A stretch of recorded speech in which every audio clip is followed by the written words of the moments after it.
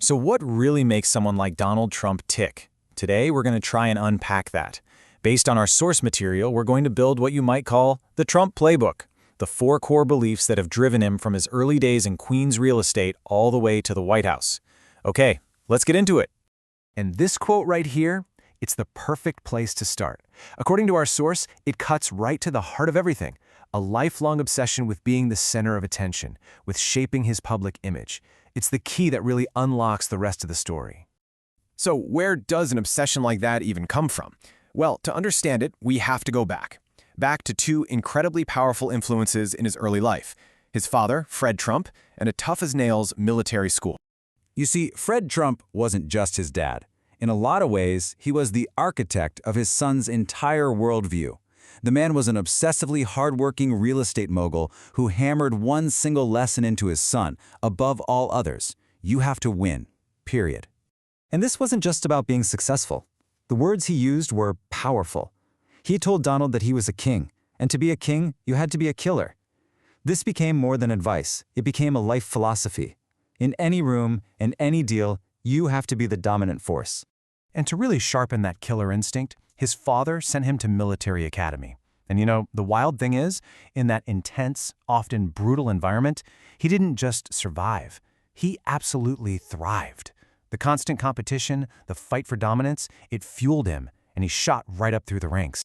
And that right there, that first chapter is life. It gives us the very first and most fundamental rule in our playbook. Be obsessed with winning.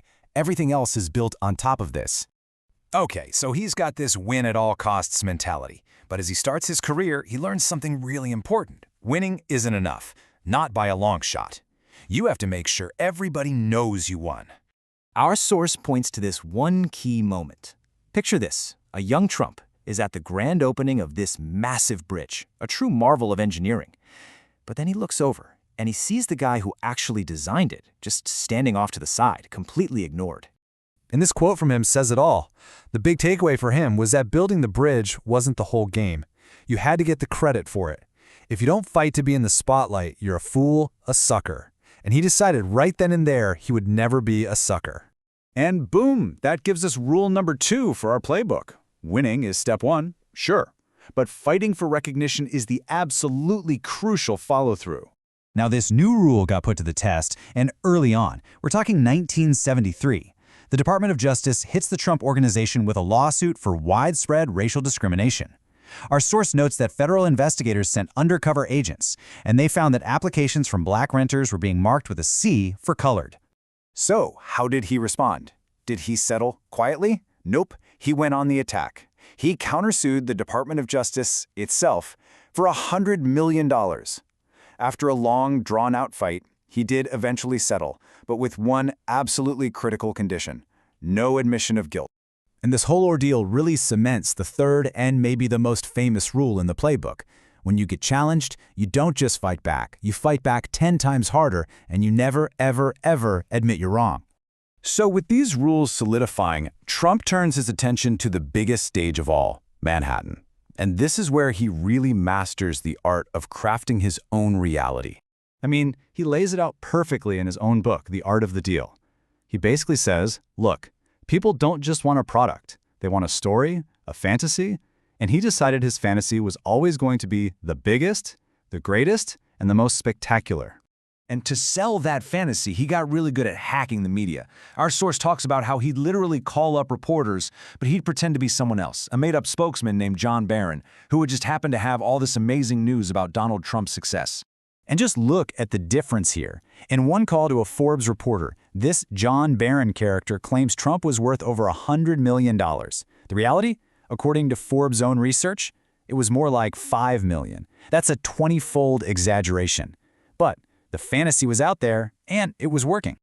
And that brings us to the 4th and final rule of the playbook, and it's the one that really ties it all together. People want to be sold a fantasy. If you can control the fantasy, you control the whole narrative. All right, so moving into the 80s and 90s, something really interesting happens. Trump's main product, it's not buildings anymore. It's the name Trump itself. I mean, just take a look at this list. The Trump Shuttle airline failed. Trump the game, discontinued. The Taj Mahal Casino, bankrupt. Trump vodka, Trump steaks, you get the picture. Our source lists a whole series of high-profile, mostly unsuccessful business ventures that all served one critical purpose. They kept his name in the headlines and built the brand. So what's going on here? The real takeaway is that the success of the business almost didn't matter. His real business became licensing his name, his image. He could sell the fantasy of success to other people's products, collect the fees, and move on. This talent for branding, for showmanship, it found its absolute perfect home on reality TV. And that, in turn, became the launchpad for his biggest act yet, politics. You know, by the early 2000s, his brand was actually kind of fading. And then, The Apprentice happened. And you have to understand, this wasn't just a hit show. It was basically a 14-season-long commercial that beamed this fantasy version of him, the ultimate decisive boss, into millions of American homes every week.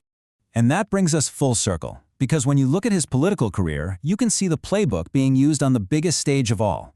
Step 1, sell a fantasy, make America great again. Step 2, fight for recognition, dominate every single news cycle. Step 3, never admit fault, challenge election results. And all of it, every move, is driven by that one core rule from his father: win at all costs.